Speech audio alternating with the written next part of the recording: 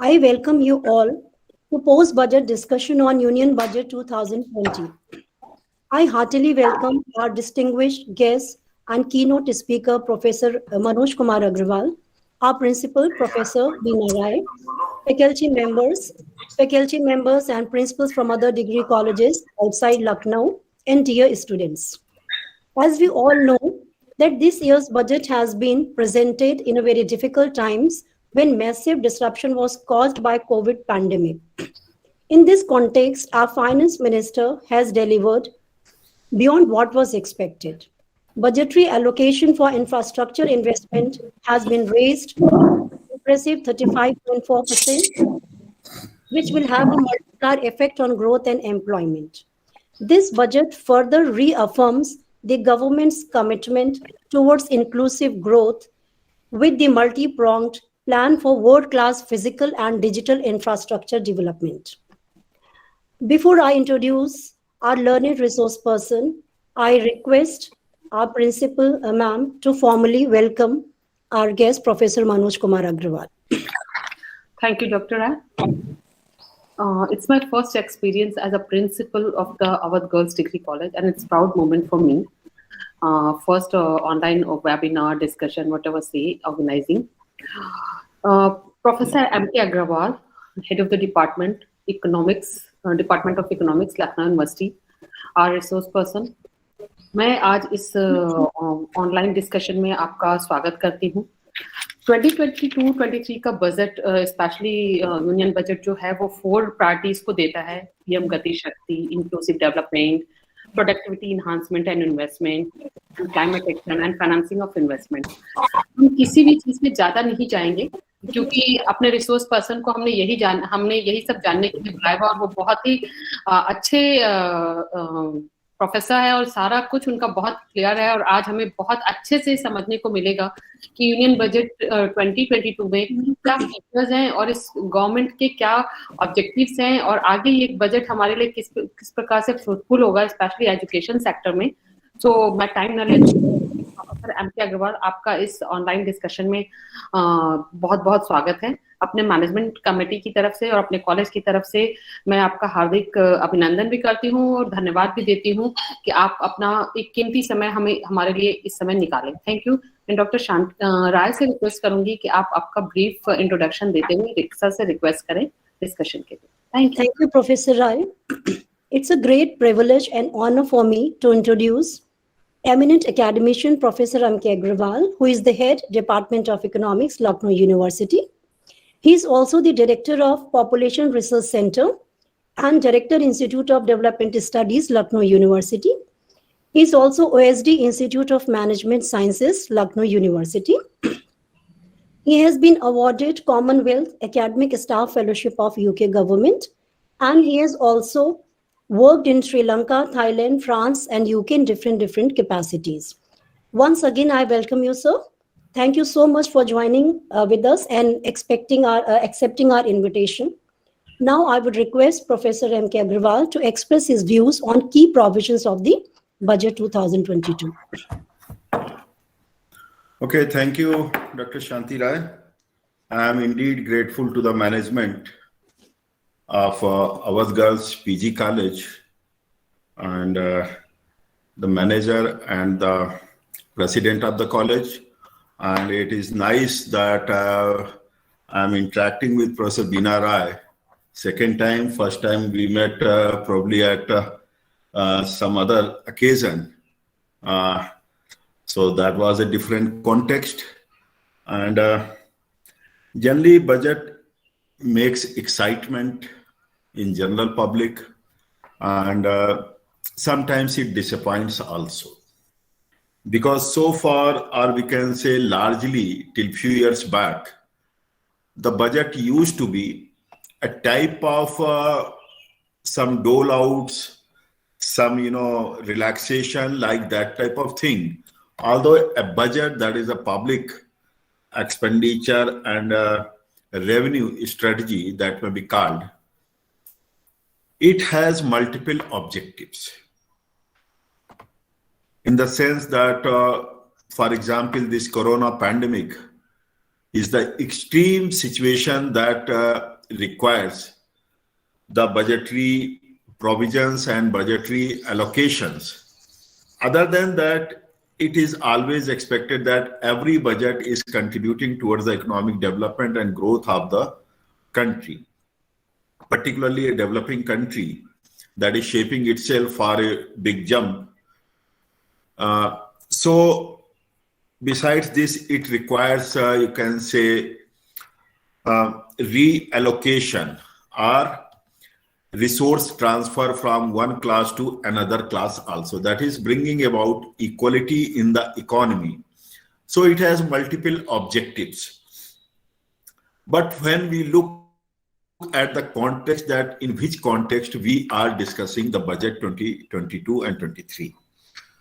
For last couple of years, we have been in the grip of corona pandemic.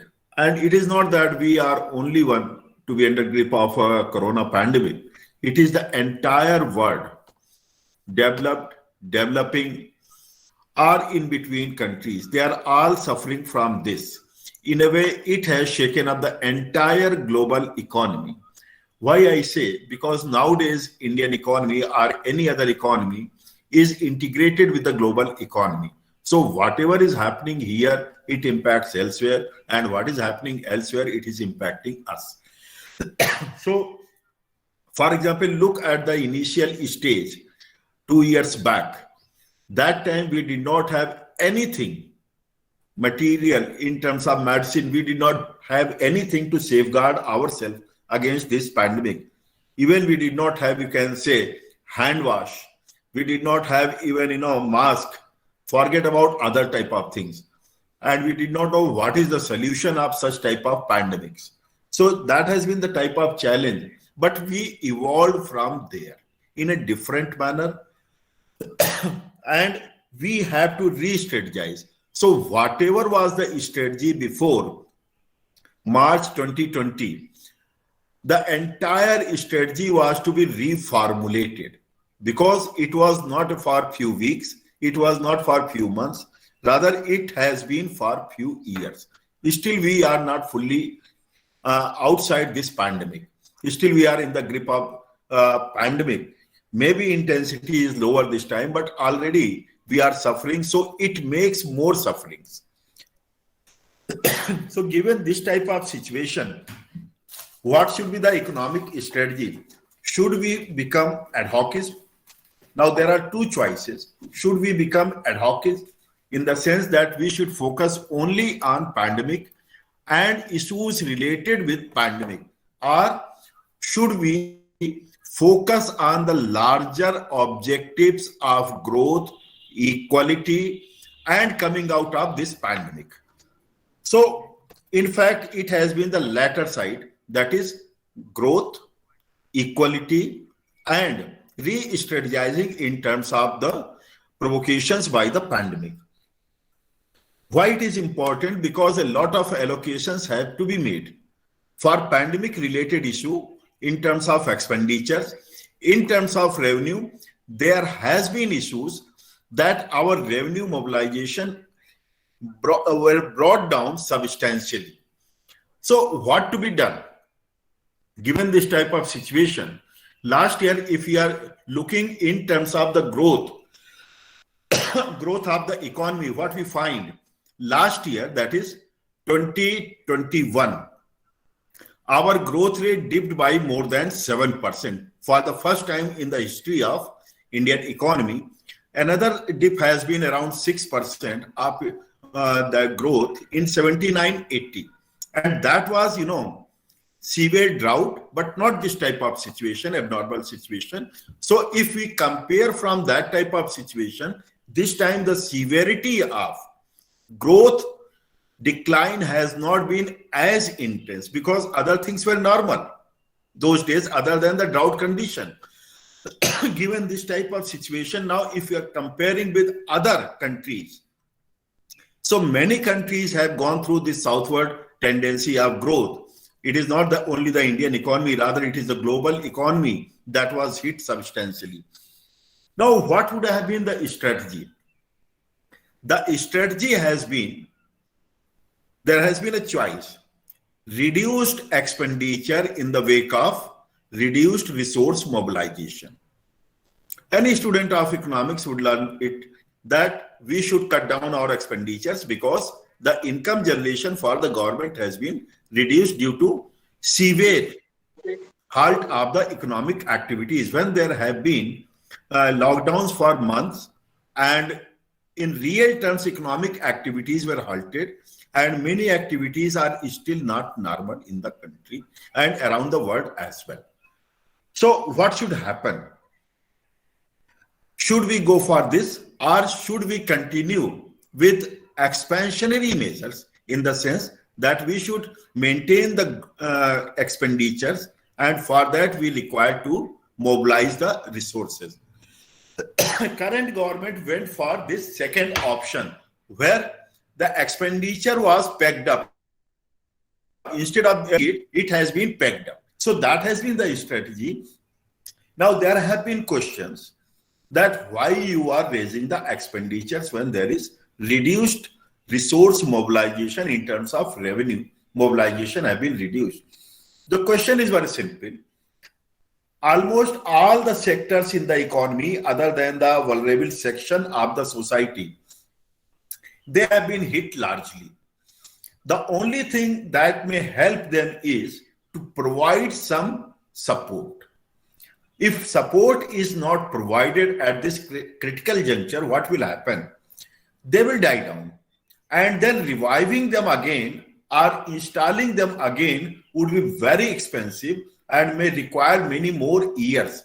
So the government went for the first option of providing support, that is injecting support in the economy. That has been the best way out, and it has been proved correct in the sense that in the current fiscal year, that is 21-22, the growth rate of the Indian economy is expected to go up by more than 9%. And this growth rate is the highest growth rate that any country could achieve in this pandemic era around the world. And look at the China. China has been growing faster few years back, but for last few years, its growth rate has come down. And this year particularly, the growth rate of China, that is 21-22, if we are comparing, China's growth rate is likely to be just half of what India is able to achieve. So it is because of this expansionary strategy of the budgets. And another thing, no budget is to be seen in isolation. Any budget is one step ahead of its preceding budget. So it is a continuity, or it is to be seen that cumulative benefits are to be derived. That's why it is equally essential to maintain the continuity among the succeeding budgets.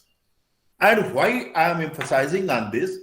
Because look at the type of economic reforms that were initiated just within couple of months of pandemic that was started in India, and the lockdown that was enforced in India, that was on 25th of March 2020.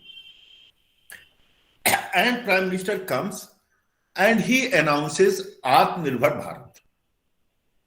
Almost, much reformed strategy in the Corona period. And much has been deliberated, and still it is being deliberated. And according to that strategy, now new reforms have been initiated. It means that Indian economy did not succumb to the pressure of the Corona crisis. Rather, it took advantage of the situation to re-strategize its priorities in tune with the Indian economy that it has got. How it is helping? Before I come to the budget, because budget is what? Ultimately, it is to be linked with economic background and economic opportunities and economic expectations. So given that type of situation, the thrust has been on MSMEs, the thrust has been on rural economy, the thrust has been in that Atmanirbhar Bharat mission that was announced on 12th May 2020, and providing relief materials to the poor and those who have been suffering from COVID pandemic physically. That is the ailment of pandemic. So this situation has been helpful. And one more thing that is required to understand for the Indian economy, new growth source, for example, this vaccine has been described as the new growth source for the Indian economy. Why it is? Firstly, in terms of perception at the global level and within the economy itself. When only few countries could announce, whether it was UK, whether it was USA, the same moment India also announced its couple of vaccines. That is, Swadeshi vaccines were announced by India. What is the advantage of that? And the other vaccine that has been announced, it is by Russia or China. And we know that China's vaccine is least acceptability around the world. Even Pakistan is not very comfortable with China's vaccine. So this way, India is now standing in the front row along with USA, UK and Russia. The effectiveness, and why it is important in terms of perception. Number one, that we are the leading country in health support to the world. And we have been providing support to the global economy.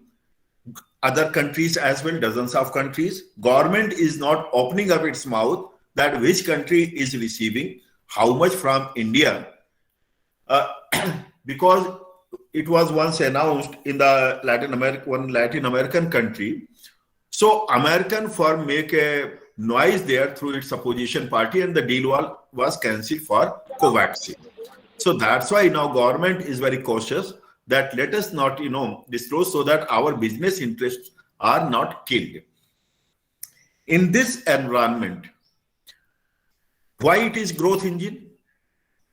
Firstly, had this vaccine been not provided from our domestic enterprise, we had to import. It means at a time when the economy was suffering, we had to pay a huge sum to import the vaccine.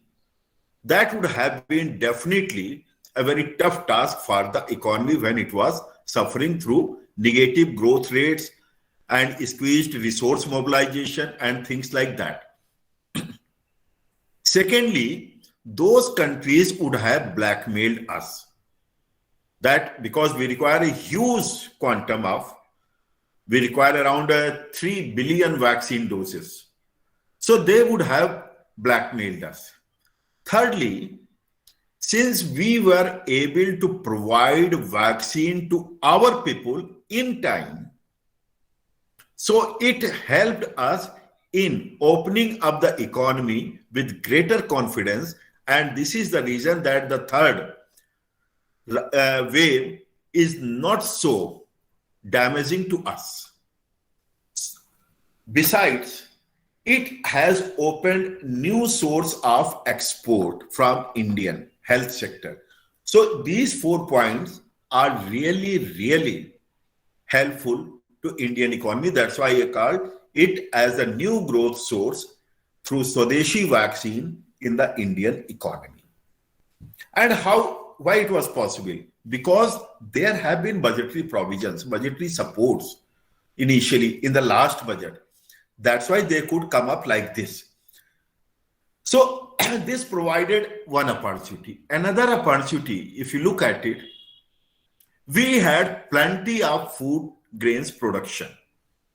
It was an opportunity to export it because many countries were suffering from shortages or due to disturbed movement of food grains across the world. So India took lead, and India could improve its vision by providing health professionals across the world, including developed countries and developing countries alike.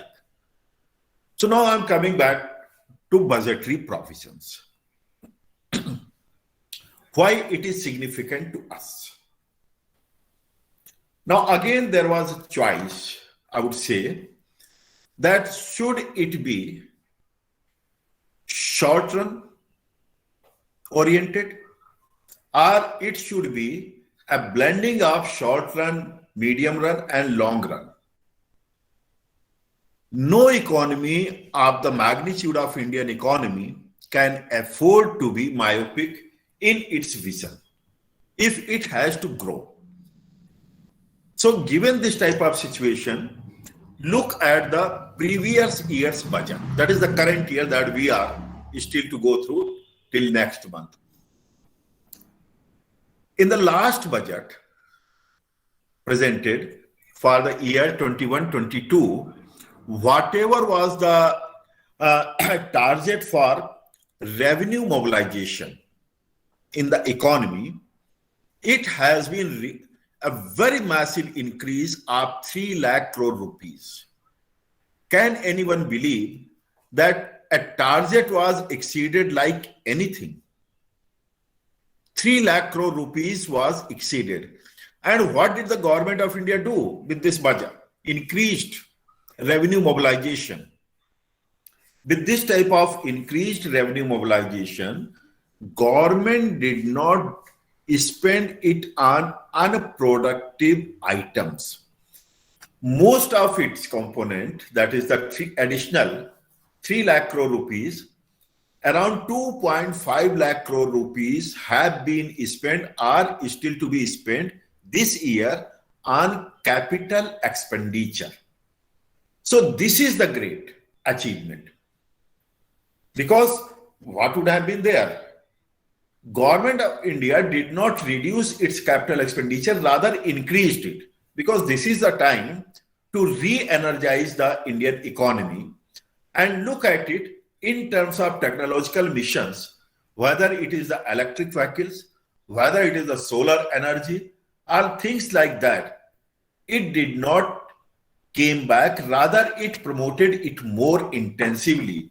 It means whatever have been there, it continued with its medium term and long run objectives of taking the economy forward technologically in terms of enhanced production capacity, as well as in terms of creating new growth opportunities in the Indian economy.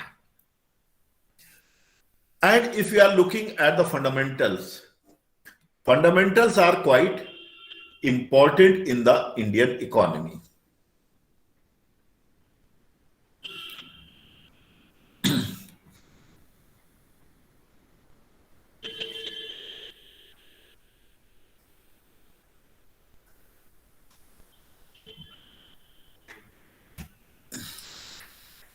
Now, as far as revenue deficit is concerned,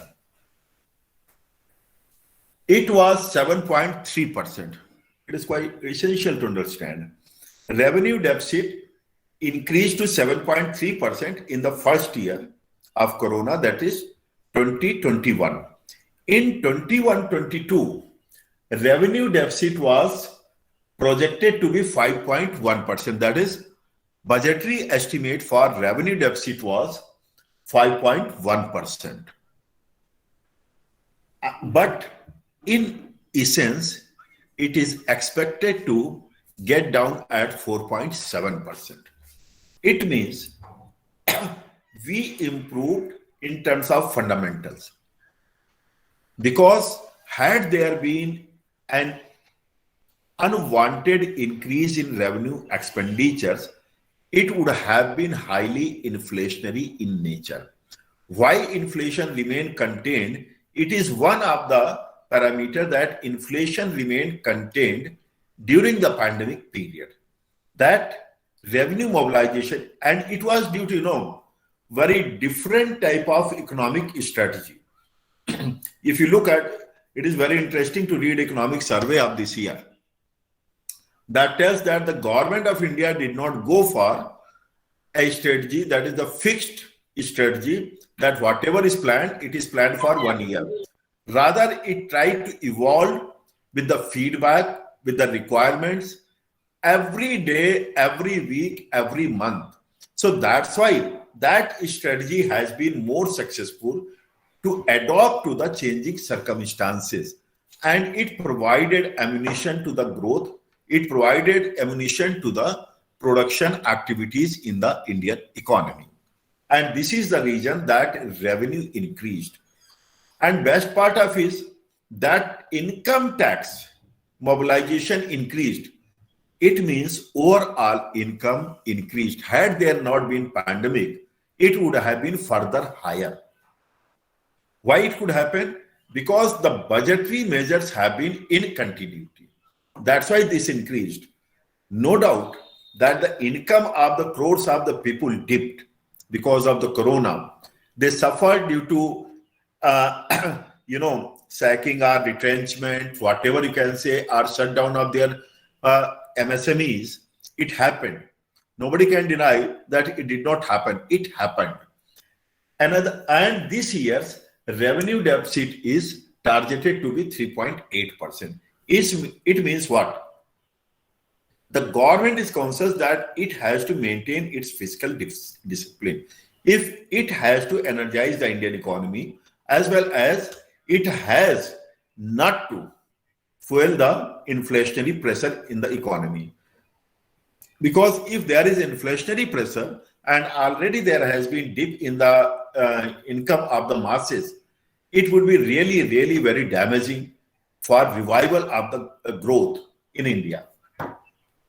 And when we look, another figure that requires to be understood, I will provide two more statistics. One is about the fiscal deficit, another is about the primary deficit. In terms of fiscal deficit, it has been very high, 9.2% in the first year, that is 2021. Because that time, lockdown was sudden and there was no way out. We were not able to come out of crisis because we did not have that type of health infrastructure and support. But gradually what happened in the current year, that is 21-22, fiscal deficit is almost maintained. Whatever was budgeted, 6.8, it is 6.9 now. So it is almost maintained. And for the next year, that is 22-23, it is moderated at 6.4%. Now, what any student asks the question that if there is mobilization in terms of resources, if there is improvement in the growth of the Indian economy, what is the reason that fiscal deficit could not decline that much? This should be the basic question. Answer is very simple. Answer is it that I told you in the beginning itself that the strategy of the government of India has been not to reduce the expenditures, rather to promote the expenditures. For example, had there not been additional expenditure on capital expenditure by 2.5 lakh crore rupees, this deficit would have declined substantially. But government did not bother about this deficit. Rather, it went for capital expenditure so that the further base of the Indian economy is strengthened. That's why it went for this. And same is the story for the budget 22-23. Because if there is shrinkage or there is reduced expenditure, it does not augur well for the growth of the Indian economy. That's why it is quite essential that we should enhance the growth, support the growth, and provide new base to the growth so that the capital expenditure, and this is the reason that this year there is a huge jump in the capital expenditure. Again, Government of India That is, this Modi budget is unique in the sense that it did not reduce the capital expenditure, rather it packed up in a historic manner. So that is the strategy, and this will help in many ways. That is where it is spending that we will be discussing it when we are coming to the allocations. And another fear that is to be, cleared, that it is misplaced fear, that since the government is spending more money on capital expenditure and revenue side, therefore government is resorting to heavy borrowings. No, it is not correct. It is borrowing only in a limited manner. It is not, unplanned or very hefty borrowing that has adverse impact on the future generations. It is not doing like that. It may be seen when the primary deficit is exactly declining. And this, if we are having, analysis, we find that only marginal increase is there in terms of the interest payments. And that too, it reflects because the base of the economy, that is growth rate or size of the GDP, declined in 21 and 22, it is increasing. So government has pushed, that's why growth is reviving. And next fiscal also, it is expected to be around 8%. So if we have been able, are successful in reviving the growth like this, then definitely it will be a type of auto killer to the pressure of increased borrowings. But one thing let me make clear, the borrowing is basically from the internal resources. In terms of external borrowings, we have reduced the external borrowings. That is, whatever it was earlier, during the pandemic, it came down to around 20%. It was above 20%. Now it has come down to around 20%. So this shows that in terms of external borrowings, we are getting more comfortable, more relaxed, even during the pandemic. So this is because we pushed the growth agents, growth sources, wherever it was, or we had to explore new growth sources or strengthen the growth sources. For example, MSMEs. MSMEs provided the best support because they could come out with little of the gestation period. And that's why it is paying much dividend to the economy. So these are the issues that we had seen in the budgetary allocations. Then, if we are looking in terms of allocation, where is it going? What has been the strategy of growth in this budget? Because Dr. Shanti asked me to focus on the growth dimension of the budget and the economy. That's why I'm focusing around that dimension.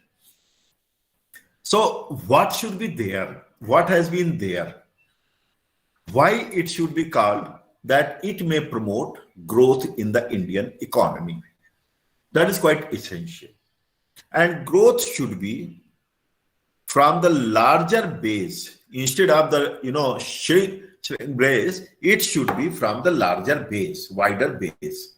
So given that type of situation, the infrastructure push, two things are quite critical here in this budget. Although one may read so many things, but I emphasize on two things. One is 7 pillars, PM Gati Shakti. That is the different dimensions of the infrastructure. That is to be emphasized. And there has been the huge parking of funds in terms of capital expenditure. So capital expenditure has been increasing in the infra sector. infrastructure development, whether it is in terms of the electricity, whether it is in terms of roads, ports, or whatever it is, and it is being developed like that. But more than that, what is more important in my perspective, it is the digitalization of the Indian economy. Indian economy needs to be digitalized. That is quite important. Why Indian economy needs to be digitalized now? Because during pandemic, we have seen if we had not made the preparation for digitalization, automation, or you can say e-governance or e-learning, whatever it is, that is, then what would have been there in the Indian economy? So therefore, the government's thrust is on digital economy, and this is from the agricultural sector to the education sector. Means I say it from the primary sector through secondary sector till tertiary sector. Education is an example of the tertiary sector. Of course, it involves more of the youths if you are looking in terms of the demographic variance. So it catches the attention more of the youths in many ways. For the first time, you look that the digital technology is being adopted or being supported in the farm sector. And this has been the beginning since 2014. It is not that since it is this digital technology since 2014, but enhanced many times enhanced. Emphasis on digital technology helped us in opening more than 45 crore bank accounts through Jan Dhan Yojana. So that has transformed the entire economy. And when we find that this type of adoption and Indian masses, people often say that in India there is a little scope for digital technology among the masses. I think that myth is now cleared, because within a couple of years or 3 years, they crossed, Jan Dhan account crossed more than 40 crores. So it is much more than the earlier bank accounts in India. And more than that, the major share has been in the rural economy as well as with the women bank accounts. So that has been the structure. Why it happened? Because the type of technology that is being promoted now, largely, it is, space neutral, that I say size neutral and scale neutral.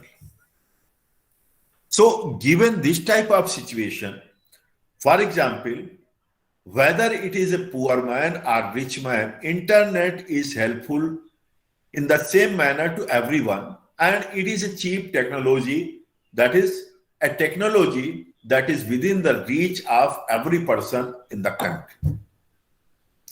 So it has been the size neutral, scale neutral, and space neutral technology. And so is now this digital economy that is being promoted. And if there is use of drone and other digital technology in the farm sector, probably this is not being used in most of the countries. Very few countries would have gone that to in developed nations. But a country like us, that is a developing country, and has not thought of this digital technology and the type of education structure for the masses. Because if a digital technology is used prudently, what happens? That it reduces interpersonal inequality, it reduces intersectoral inequality, as well as it reduces regional inequalities. That's why digital technology is important, and it enhances the efficiency of e-governance as well. For example, in the PM Kisan Samman Nidhi Yojana, hardly there is any leakage. Whatever is transferred by the Prime Minister, immediately it reaches in the bank accounts of the intended stakeholders. So there is no leakage of the resource. So efficiency is enhanced like anything because of this digital technology. Now many more things are being, particularly this is 100% centrally sponsored schemes.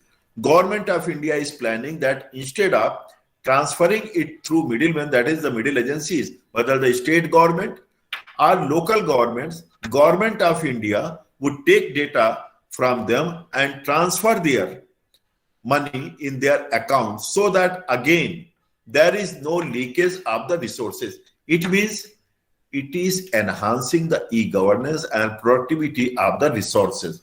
So similarly, if you are looking in other ways other than this, the primary school boys, girls, that is the poor students in the rural areas, they may now upskill themselves. And other than that, for the youths, e-labs, e-libraries, e-contents, digital university, first digital university in the country. So that will be accessible by anyone in the country. So this is the type of thing that I find the merit is there. It requires to be harnessed by the stakeholders, and stakeholders have also to come up fast so that they can take advantage of this type of benefits that is being given. Now the question is, why I call this is another link in the entire chain of budgets. If you are looking in the Modi government's budget, it has been emphasizing on many other things. For example, continuous thrust on infrastructure development.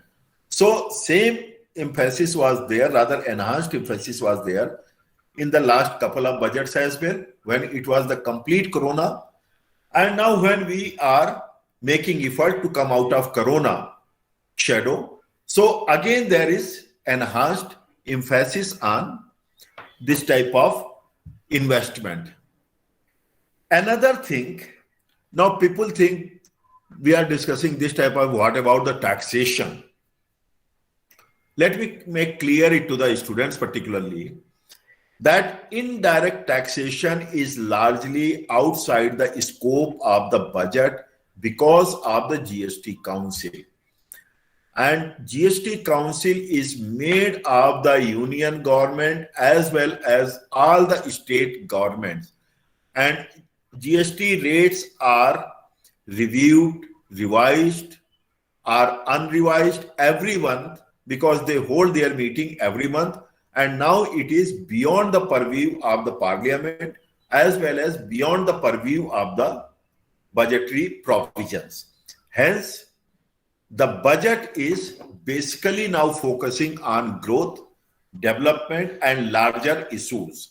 This has been left to the GST Council. Now the middle class thinks that, I'm touching this point also, that a budget is not good if it doesn't provide every couple of years some rebate in terms of the income tax.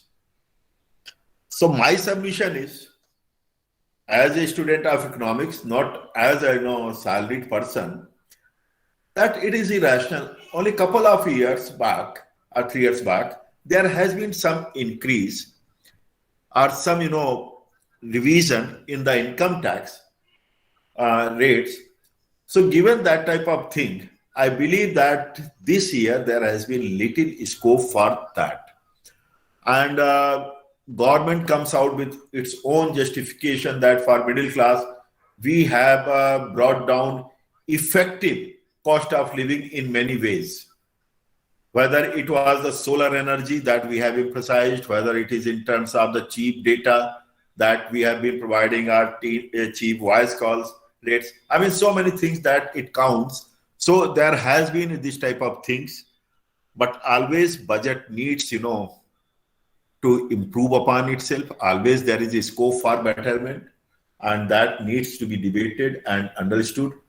But I find in the given circumstances, this has been a budget that may propel growth and sustain the growth by taking the larger objectives of growth, equality, as well as sustainable development, that is taking the green economy forward. With this, I stop here. And if there are some questions, definitely we would like to discuss it. Thank you very much. Thank you so much, sir, for giving greater insights into the provisions of the budget. It was really very engaging and informative session. The way you explained various database concept of fiscal deficit, revenue deficit, debt ratio, I think it must have, our student must have benefited immensely. And I agree with you that this year's budget is not a populist budget, it's a reformist budget. And I think government tried to seek a balance between the pulls and pressures of growth and stability and between the present and the future. Now I request our students to ask questions if there is any query.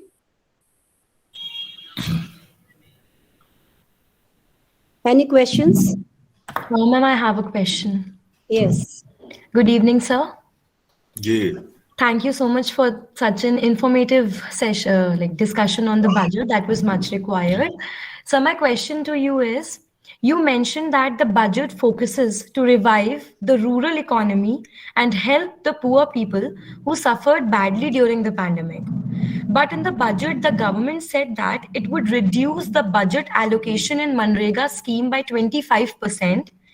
So in a time when about 50 million people are unemployed in India, this reduction would adversely impact employment in rural sector. So what is your take on this? Well, this is the issue that quite often it is debated. But if there is, slashing up 25%, if you are looking last year's budget and provision for Manrega, that has been enhanced substantially. And since the new job openings are there and people are getting back to their own business gradually in terms of MSMEs are moving back to their institutions. For example, there have been large scale homecoming of the labor force in the rural economy. So largely they are back to their own place for work. So there is not that much requirement of Manrega. And otherwise also, if you look at the Manrega is a type of support mechanism. When there is no employment, then it is to one person in the household. But still, in terms of the food delivery, free food delivery, and other things, it is continuing.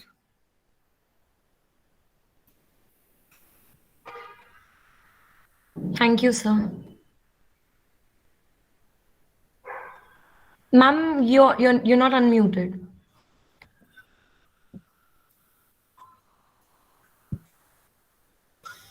Thank you, sir. Harshita is my ex-student, sir, and she's preparing for civil services. She has joined. She has joined to listen to you, sir.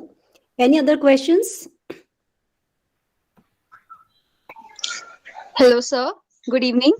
Yeah. Sir, there is a point introduced in budget that is known as Kisan drones, used for digitalization of lands and crop assessment, something like that. So, sir, I would like to know, can our small and marginal farmers afford farming with drones? Why not? Why not? Sir, as per it is said, says because with a lot of technology is involved, and even my grandfather also. Listen. Does every farmer, is particularly the marginal and small farmer, can afford tractor? But they are using tractors. Yes. It is a high-end one. So everyone need not buy it. It is the technology that they can use it on higher basis as well. Thank you, sir. Thank you. Any other questions? Any other questions? Sir, one query from my side. Yeah. So you said that actually in this budget, there's too much emphasis on public sector revenue growth, especially the capital expenditure. But my query, sir, is it sustainable keeping in view the high borrowings, which is 60% of the GDP, although desirable level is 40%. Although, sir, you said in your discussion that we are not relying on external borrowing, it is reducing. So is it sustainable, sir? Firstly, it is not public sector. And one word that I did not discuss here, it is the crowding effect. Yes, sir. If government is spending huge sum of money on infrastructure and such support mechanism, it invites or it promotes private investment. The government objective is to generate multiplier effect. So that's why here it has been a type of crowd in instead of crowd out. It has been a strategy of crowd in effect. Yes. With regard to the this borrowings are concerned, enhanced borrowing is due to reduced GDP. Okay, sir. Right? If the deflator is Yes, sir. Percentage of reduced, then the same amount would look larger in terms of percentage. Yes, sir. Thank you, sir. Thank you, sir. Thank you so much, sir. We are truly delighted with your presence today. Looking forward to many more such engaging sessions and discussions in the future, and I hope on a greater scale, sir. Thank you so much for accepting our invitation. Thank you so much. Now I invite Pragya to propose a formal vote of thanks. Thank you, ma'am.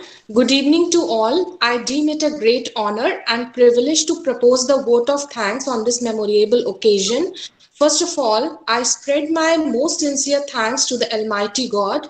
I want to thank the respected chief guest, Professor Manoj Kumar Agarwal, Head, Department of Economics, University of Lucknow, who gave his vital time from his busy schedule to grace the occasion. I would thank him for adorning his necessary work and sharing his graceful opinion. An event like this cannot happen overnight. Thank you, sir, for your inspiring and encouraging words on this special day. I express heartfelt thanks to Ms. Zareen Vikaji, President, Professor Nishi Pandey, Manager, Managing Committee, Dr. Beena Rai, Principal, and Seema Singh Katiyar, Dean for Students, for providing immense support to make the webinar successful. I extend my gratitude to Dr. Shanti Rai, Head, Department of Economics, to organize a webinar and making it a resounding success. I would also thank my technical support team and a generous thanks to all the distinguished invitees present here, accepting our invitation. I am very thankful to our beloved students for their participation. It's not possible to thank everyone for such an appreciating involvement and willingness they have expressed to finish the task. Once again, I thanks one and all present here. Thank you. Thank you very much. Thank you, sir. Professor Meena Raji, thank you. Thank you, sir. Particularly you and all my colleagues and students. Thank you very much. Thank you, sir. Thank you so much. Thank you, sir.